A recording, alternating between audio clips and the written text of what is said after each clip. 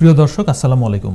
আজকের চরমপত্রের ৬৯তম পর্বে আপনাদের সবাইকে স্বাগত জানাচ্ছি।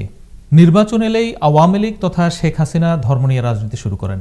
এটি নতুন কিছু নয়। বরাবরই শেখ হাসিনা নির্বাচনকে সামনে রেখে ধর্ম নিয়ে ব্যবসা করেন। বিভিন্ন ধর্মীয় সংগঠনগুলোকে বাগে আনতে ছল চাতুরি শুরু করেন। আজকে মূলত আওয়ামী লীগের এই সমস্ত ধর্ম নিয়ে রাজনীতির সম্পর্কে বিভিন্ন তথ্য আপনাদের সামনে তুলে ধরব। আপনাদের নিশ্চয়ই মনে থাকার কথা, বিশেষত যারা রাজনৈতিকভাবে সচেতন তাদের খুব ভালো করে মনে থাকার কথা, ১৯৯৬ সালে নির্বাচনকে সামনে রেখে শেখ হাসিনা মাথায় পট্টি, হাতে তসবি হাতে মাঠে নেমেছিলেন ভোট ভিক্ষা করতে। নির্বাচন শেষ হওয়ার পর যেই তিনি ক্ষমতায় বসলেন, তার মাথার পট্টি, হাতের তসবি সরে যেতে বা খুলে ফেলতে এক সপ্তাহ সময় লাগেনি। তিনি নির্বাচনের পরেই মাথার পট্টি, হাতের তসবি খুলে ফেলে তিনি স্বরূপে হাজির হয়েছিলেন। একইভাবে ২০০৬ সালে খেলাফত মজলিস সহ বিভিন্ন ধর্মীয় সংগঠনগুলোকে বাগে আনতে তিনি আলেম ওলামাদের সাথে ৫ দফা চুক্তি করেছিলেন।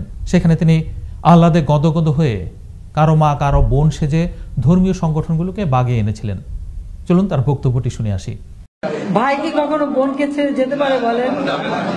তা আমি তো আপনাদের একটা বোন, কারো বোন কারো মা, তাই না? কাজে ছেড়ে যাবেন কেন? ভালো মন্দ সবকিছু ভাগ করে নেব।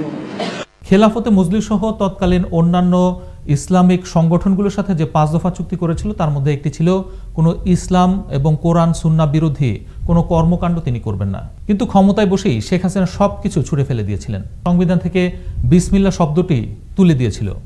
সেই সময়কার ইসলামিক ঐক্য জোটের সাথে তার কি আচরণ ছিল, মুফতি এবং আলেমা ওলামাদের সাথে তার কি আচরণ ছিল, যারা প্রগতিশীল বলে নিজেদেরকে দাবি করে, অর্থাৎ ধর্মীয় বিধিনিষেধ যাদের কুপ্রবৃত্তি চরিতার্থ করতে বাধা দেয়, সেই সমস্ত সংগঠনগুলোকে সাথে শেখ হাসিনার কি অবস্থান ছিল? শাহবাগের সেই গণজাগরণ মঞ্চে